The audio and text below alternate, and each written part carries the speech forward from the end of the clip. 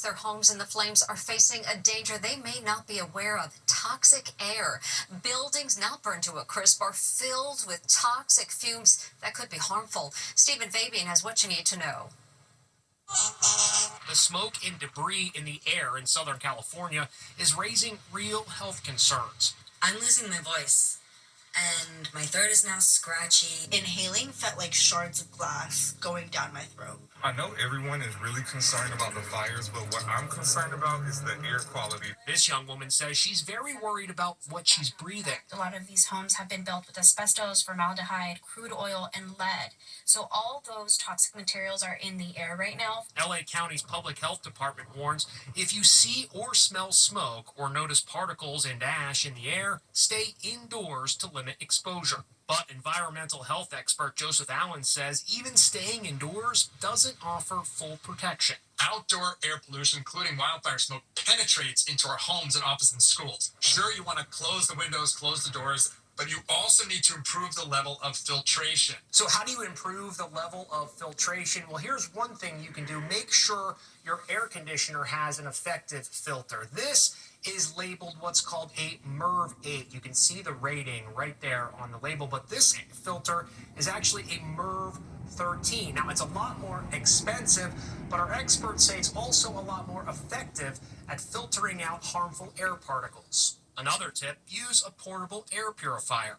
If you size it right for the room, they can be very effective at reducing the particle levels, even if that smoke happens to come into your home. You should also consider portable air quality sensors like this. These cost a couple $100, but they'll let you know the levels in your home and whether or not your filter's doing a good enough job. Good advice to help people breathe easier in a fire crisis.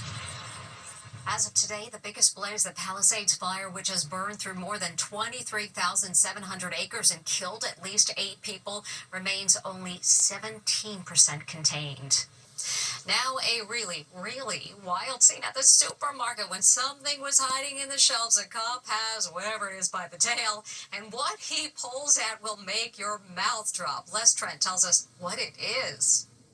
What's going on in the produce aisle? These cops are about to discover something truly shocking. Is that a tail he's grabbing? Yes, it is. Now brace yourself. Watch out, man. Watch out. The officer pulls out a giant coyote. You've got to see it again.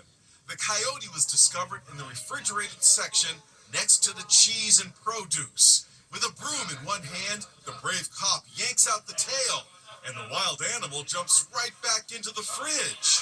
Customers couldn't believe what they were watching. When they first saw the tail, they thought it was a small animal, maybe a raccoon or a squirrel. Definitely not a coyote. Look at the size of that guy. How in the world did a coyote end up in a supermarket? It's believed the animal was walking alongside the building, and when the automated doors opened up, he simply slipped in like any other customer. Opportunity struck it. It was someplace warm and there was food, so. Grabbing a coyote or any other wild animal by the tail isn't recommended. In this case, the coyote reacted typical to its nature. The coyote is always going to run away from you. It's not going to lunge at you, but never put yourself in harm's way. Wildlife is wildlife at the end of the day. You can say that again. Watch out, man. Watch out. The wily coyote was finally wrinkled into a cage and will be released back into the wild far from the supermarket.